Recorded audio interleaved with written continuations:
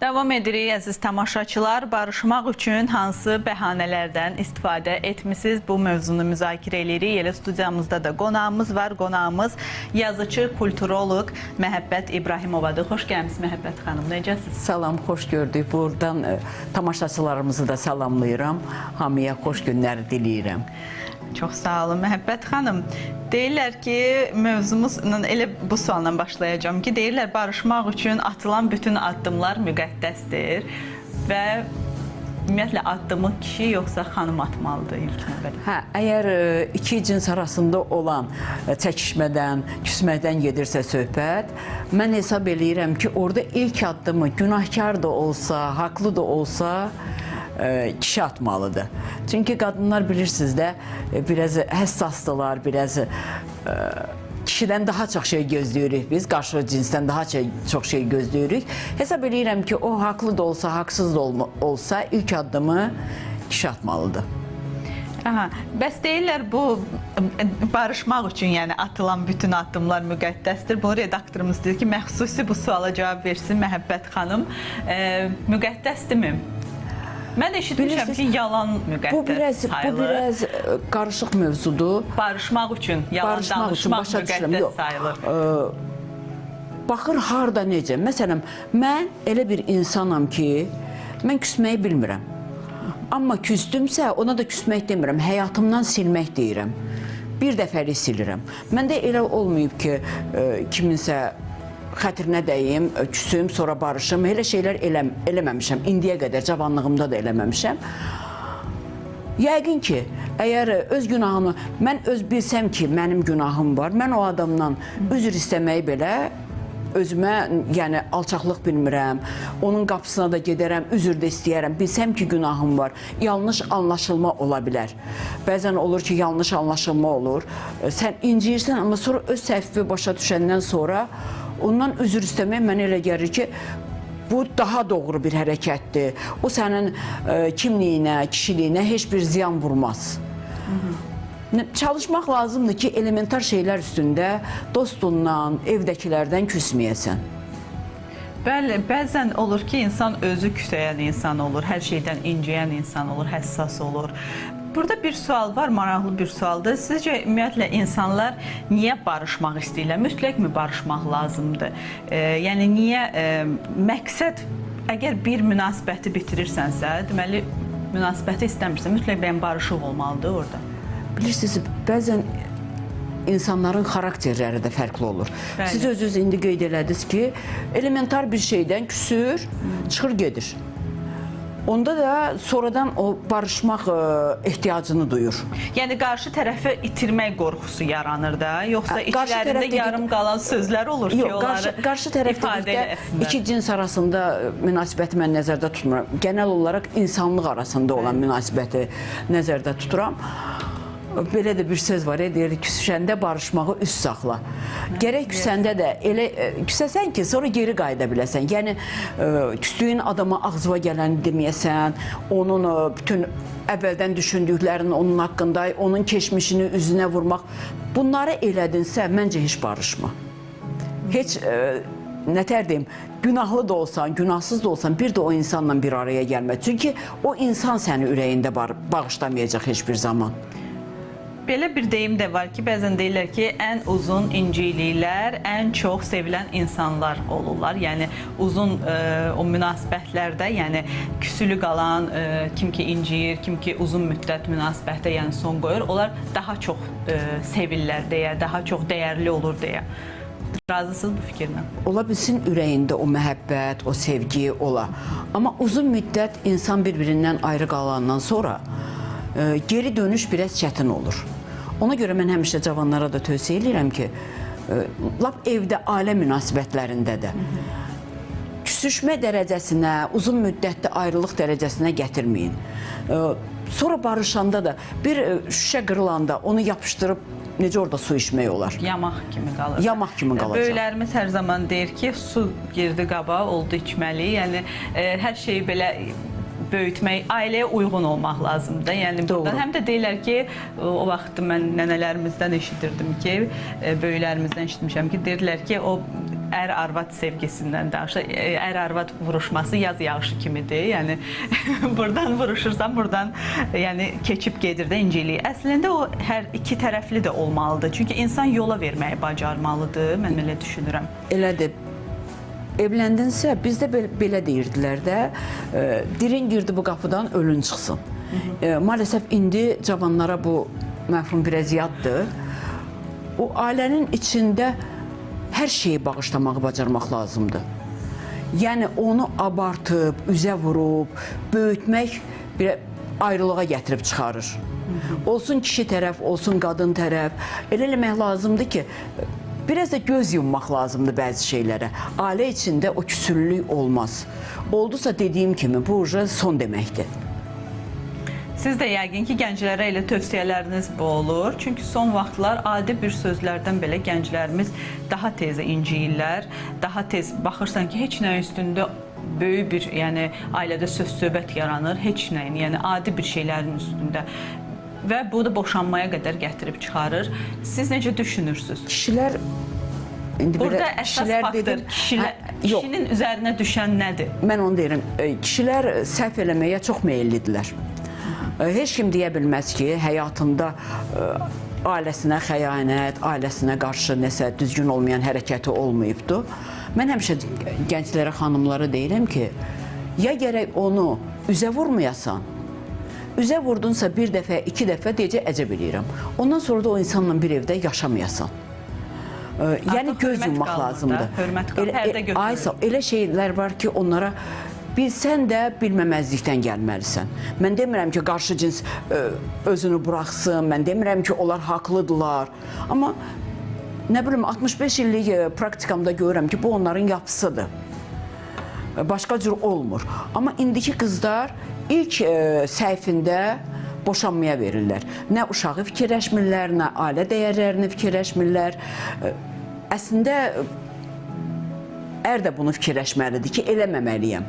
Amma elədisə, qadın biraz bağışlayan olmalıdır, qadın biraz, mən həmişə deyirəm, malakeş olmalıdır, üstündən keçməyi bacarmalıdır, üzə vurmamalıdır, münasibətləri pozmamalıdır. İndi mənə qulaq asanlar... Amma burada əks tərəf bundan sui-istifadə eləməməlidir. Yəni eləməməlidir. Hər dəfə biz onu malalamaqla yəni olmur. Ağıllı kişi, ağıllı kişi onu hiss eləyir. Bir dəfədən sonra başa düşür ki, bu ki mənə qarşı belə elədir. Deməli, mənim səhvim böyükdür, amma gör nə qədər böyük insandır ki, o səhvi həmən mənim üzümə vurmadı. Onu çox az adam dərk eləyir, başa düşür. Əfsuslar. Yəqin ki, bir şans vermək, amma birinci dəfədən olmaz. Birinci dəfədən ailəni dağıtmaq olmaz. Düzdür, həmişə mən xəyanətə çox pis baxmışam, ona münasibətim heç yaxşı deyil. Amma dediyim kimi, bəzən olur ki, insandır, səhv eləyir. İnsandır, hisslərinə qapılır. Çünki biz özümüz də ani hisslərlə yaşayırıq. Bir də görürsən, səhər durursan, hövsələn yaxşı olur, bilmirsən ki, nədən yaxşıdır. Bir də görürsən ki, bir anda hövsələn daraldı, nastroyeniyan, əhval-ruhiyyən pozuldu. Mən hətta bir dənə belə bir şeir yazmışdım ki, ani olaraq insan nətər dəyişə bilər. İnsan da ani bir səhv eləyə bilər. Mənə indi sual verə bilərlər ki, niyə qadınlar bu səhv eləmir? Maalesef indi qadınlarımız da bu səhvə yol verirlər. Amma olmaması gerəkən bir şeydir. Mənim üçün ailə dəyərləri o qədər müqəddəsdir, o qədər ülvidir ki, bu haqda mən geniş danışa bilərəm. Siz şeirlərinizdən bildiyimə görə həm şeirlər, həm əsərləriniz var. Bu barədə istəyərdim. Yaradıcılığınızda hansı mövzulara daha çox toxunmusunuz? Mənim yaradıcılığımda romanlarım əslində gündəlik həyatda rast gəldiyimiz həyat hadisələridir. Yəni mənim rast gəlmədiyim, amma genel olaraq bir qadının nə yaşaya biləcəyini mən bilirəm, hiss eləyirəm. Hətta Türkiyədə kitabım çıxanda bir türk oxucum mənə dedi ki, siz bunları dedi, bizi nəzərdə tutub yazmışsınız, yəni türkləri. Mən dedim ki, yox, türk dilli xalqların hamısı qadınlar eyni həyat tərzini yaşayırlar, eyni şeylərlə, problemlərlə rastlaşırlar. Romanlarımın bir neçəsi bu mövzulardadır. Amma son romanım 30 ildir ürəyimdə gəzdirdiyim, Yəni roman ürək buradaydı, hamısı. Amma yazmırdım. Soruşanda ki, niyə yazmırsan? Deyirdim ki, torpaqlarımız tapdaq altındadır. Mən necə Xocalı hadisələri haqqında yaza bilərəm? Qız gəlimizin iffətinə toxunub, orada gen-gen gəzirlər. Ona görə yazmaq istəmirəm. Amma şükür olsun Allahın bu gününə. Mən həmişə deyirəm ki, bizim şəhidlərin önündə mən diz çökürəm. Qazilərimizin qabağında baş əyirəm, analarının qabağında ki, bu qaranı bizim alnımızdan sildilər. Ali Baş Komandanımız İlham Əliyev başda olmaqla və həmin gündən o romanı kağıza köçürtdüm. Roman çap olunubdu, məhv olmuş arzulardır. Bilmirəm, oxuyanlar deyirlər ki, çox təsir edici bir mövzudur. Onu indi türk dilinə tərcümə elətdirirəm, ingilis dilinə də elətdirəcəm. Çünki giriş sözündə belə bir şey yazdım. Düşmən düşmən də olsa mən ona şər atmıram. Oradakı hadisələrin hamısı həqiqətən də bizim düşmənlərin bizə elədikləridir. Kimsə çıxıb deyə bilməz ki, mən filan vaxtı uşaqları yandırmamışam. Çünki dediyim kimi YouTube'da, Google'da araşdırmalar aparmışam, insanların danışdıqlarına qulaq asmışam. Ondan sonra o romanı yazmışam. Həssas mövzulara üst tutmuşsunuz. Bəs şeirlərdə necə? Şeirlərdə əslində çoxsu məhəbbət mövzusundadır. Bəlkə ona görədir ki, 60-dan çox mahnı sözüm var. Bizim məşhurlar oxuyurlar, bizim hörmət elədiyimiz müğənnilər oxuyurlar. Bir gün də özümə dedim ki, biraz havadan yaz, biraz sudan yaz. Bəsdir, məhəbbətdən yazdım məhəbbət. Amma görürəm ki, nə qədər başqa mövzulara toxunsam da, axırda gəlib məhəbbətin üstündə dayanıram. Ən məşhur şeirinizi istəyərdim, deyirsiniz, mahnı sözləri var. Hansılardır? Məsələn, bu yaxında mənim özüm 65 illiyimə yazdığım bir şeir var idi. Mən qocalmayım. Onu Firuzə İbadovaya hədiyyə elədim. Sağ olsun, çox da gözəl oxuyub. İndi burada efirdə səsləndirmək mümkün deyil, amma istəsəz mənim YouTube kanalımda da var. Burada bir şərh var, elə bizim mövzumuzla bağlıdır. Deyir ki, bəzən insan elə, bəlkə də ən gözəl deyir bəhanə, elə bəhanəsiz gəlməkdir, Məhəbbət xanım. Necə düşünürsünüz? Nə mənada bəhanəsiz? Yəni, barışmaq üçün hansı bəhanələr axtarsınız? Deyir, bəlkə də elə ən yaxşı deyir, barışmaq üçün vasitə elə bəhanəsiz gəlməkdir. Məncə də. Onu bir izləyicimiz yazıb. Bilirsiniz necə? Bəhanəsiz gəlmək, məsəl üçün, onunla bir məclisdəsənsə, gəlib salam verib, görüşüb öpüşə bilərsən və heç bir söz lazım deyil burada. Bəhanə də lazım deyil. Və yaxud da ki, onun bir gözəl günüdür, özəl günüdür, səni dəvət eləməyib, amma sən istəyirsən ki, ona sürpriz eləyəsən, onunla barışasan, durub getsən, o adam səni çox xoş qarşılayacaq, orada da bir bəhanə lazım olmayacaqdır. Bəzən insanlar ətrafdakı qınaqlara görə düşünürəm, yəni birdən qınayar, birdən düzgün başa düşməz. Çünki biz hər dəfə görürük ki, barışıq zamanı kimsə kimsəyən barışdıranda deyir ki, yox, o mənə elə sözlər deyib, mən onu barışlasam ətraf nə deyər? Həmişə ətrafı düşünmüşük. Barışıqda məncə üçüncü adamın qarışmağı düzgün deyil. O iki insan öz münasibətlərini özləri analiz eləməlidirlər. Dediyim kimi, kimdə günah varsa gedib üzr istəmək də ayıb deyil. Əgər günahını başa düşmüsənsə, başa düşmüsən ki, bu adama sən o sözü yerində demədin və yaxud da o hərəkəti yerində eləmədin, yaşdan asılı olmayaraq, mən məsələn gəlib özümdən 30 yaş balaca xanımdan, bəydən üzr istəyə bilərəm. Çünki mən öz günahımı başa düşmüşəm. Başa düşmüşəm ki, mən ona qarşı haqsızlıq eləmişəm. Üçüncü adamın o barışdırmağı biraz belə, tutaq ki, o vaxt deyirdilər, ağbirçək, ağ saqqal qarışsın işə. Qarışırdı, o ağbirçəyin, ağ saqqalın sözündən keçməyib barışırdılar. Amma sonra o münasibət olmurdu. Son zamanlar, bilmirəm, düşünürsünüz ki, mən belə fikirləşirəm ki, insanlar daha həssas olublar. Daha həssas deyil, daha əsəbi olublar. Əsəbi deyərdiniz. Daha əsəbi olublar. Bu da həssaslıq yəqin ki, daha çox əsəbiliyə gətirir, çıxarır, yox? Hər şeyi ürəyə salmaq, hər şeyi bir yozmaq. Bəlkə də həyat tərzindən asılıdır. Bəlkə də gün ərzində daha çox yerlərdə olmağa çalışırıq, daha çox işlər görməyə çalışırıq. İşlər üstümüzə tökülür. O cavan anaların da öz problemləri var. Bəlkə də ondan irəli gəlir. Mən məsələn, Sovet vaxtı ilə müqayisə edirəm. 8 saatlıq mühəndis əməsində ixtisas olaraq 8 saatlıq iş günü işləyirdim. Evdə həmişə qonaq olurdu, qalan qonaqlar, yəni rayondan gələn. Hər işimizi də çatdırırdıq. İndi baxıram ki, gün insana çatmır. Yəqin ki, bu da bizim işlə ev arasındakı o yerləşdirmək istədiyimiz digər işlərdir. Digər görüşlərdir, digər nə bilim, bilmirəm də, amma bilirəm ki, gün ərzində bir neçə yerdə olmağa çalışırıq. Bəli, o da var, amma bəzən də yollarda bu vaxt itiririk, tıxaclarla bağlı daha çox olur, gərginlik olur, artıq axşam ancaq biz həftə sonları harasa çatdıra bilirik. Bu tıxaclarla bağlı evə də gec gedib çatırıq deyə ümumiyyətlə heç nəyə çatdıra bilmirik. Doğrudur. Amma bir burada xanım izləyicimiz də qeyd edib ki, mən əks cinsdən şikayətçiyəm. Çünki artıq kişilərimiz xanımları keçib daha çox yəni bir naz etmək tendensiyası əmələ gəlir. Mən o xanımdan çox razıyam. Çünki evdə yetişkin qızlarım var. Baxıb görürəm ki... Xanım bunu başqa cür yazıb. Mən biraz onu dəyişdim. Baxıb görürəm ki, indi oğlanların qızlara nəsə eləmək, onu həyatında mutlu eləmək, xoşbəxt eləmək üçün bir addım atmaq yoxdur. Şirin söz yoxdur. Bəlkə də bu telefondan irəli gəlir. Əksinə xanımdan onu gözləyir. Hə, bəlkə də bu telefondan irəli gəlir. Çünki niyə? WhatsApp-da bugün buna yazır. Sabah gördü ki, bu buna cavab vermədi, digərinə yazır. Məhəbbət olan məfhum itibmi? Münasibətlər daha bəsit olubmu? Bilmirəm valla, bunu mən bugünə qədər çözə bilməmişim, amma həqiqətən də əvvəlki kişilərin qadınları olan münasibəti indiki gənclərdə yoxdur. 2 dənə gül almağı hesab edirlər ki, bəli, mən onun üçün öz məhəbbətimi göstərdim. Heç almırlar.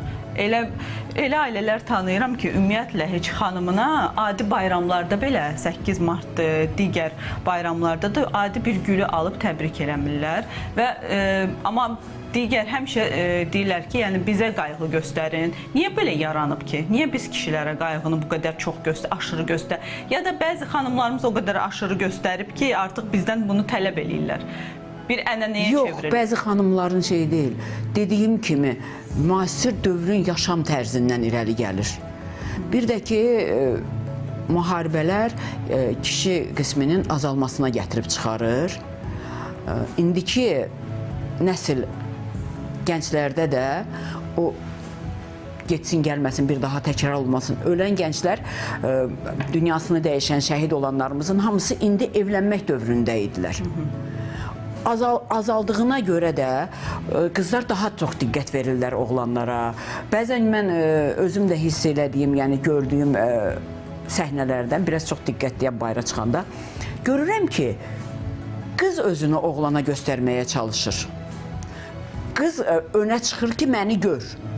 O da oğlanların azalması ilə əlaqədardır. İndiyə qədər bizim qızlar digər millətlərə ərə getmirdilər. Fikir verirsiniz, axırıncı 3 ildə nə qədər artıb? Bəli, artıb. Dediyim kimi, bu hamısı müharibələrin törətdiyi fəsadlardır. Bir də bu ailədən gələn bəzi qayğılar var, onlar ola bilər və yaxud kişilərimiz daha çox deyirəm də, yəni xarakter olaraq fərqlidirlər deyə çox xanımlarımız deyir ki, elə mən işləyirəmsə, mən ailəmi saxla. Bəziləri deyir ki, elə sən də işlə. Yəni ümumiyyətlə bəzi kişilər əvvəllər heç xanımın işlədiyi maaşı belə maraqlanmırdılar, amma indi soruşur sənin nəyin var evlənməmişdən əvvəl, sən nə gətirəcəksən. Bunu artıq açıq formada, yəni dilə gətirən kişilərimiz var. O biraz iğrəncdir deyim. Söhbətlər də elə onun üzərində qurur. Qızla tanış olanda onun nəyi var, nəyi yox və yaxud da atasının nəyi var, nəyi yox. Elə bu da söhbətə gətirib çıxaran amillər. Çünki sən kişisən. Allah verən də Allahdır, alan da Allahdır. Bugün sənin yoxundursa, sabah ola bilsin ki, sən hamıdan yuxarıda oldun. Mən öz həyatımda bunu yaşamışam. Mən sıfırdan gəlib şükür Allaha indiki günümə çatmışam. 1000 dəfə şükür edirəm. Amma mən evlənən zaman mənim yoldaşımın heç bir şeyi yox idi. 7 dənə bacı qardaşından başqa. Hamısı da ondan balacaydılar. Demək, təcrübə, illərin təcrübəsi. Çox sağ olun, çox dəyərli vaxtınızı bizə sərf elədiniz Məhəbbət xanım. Müzakirəmiz də düşünürəm maraqlı oldu. İnşallah. Həm də belə orta yaşlı xanımlardan, belə yəni gənclərimizə bu qədər belə məsləhət verməniz, bir həyat təcrübəsini, yəni bizim üçün də bu vacibdir, vacib amillərdən biridir. Hörmətli tamaşaçılar, xatırladım ki, studiyamızın qonağı yazıcı, kulturoloq Məhəbbət İbrahimova idi.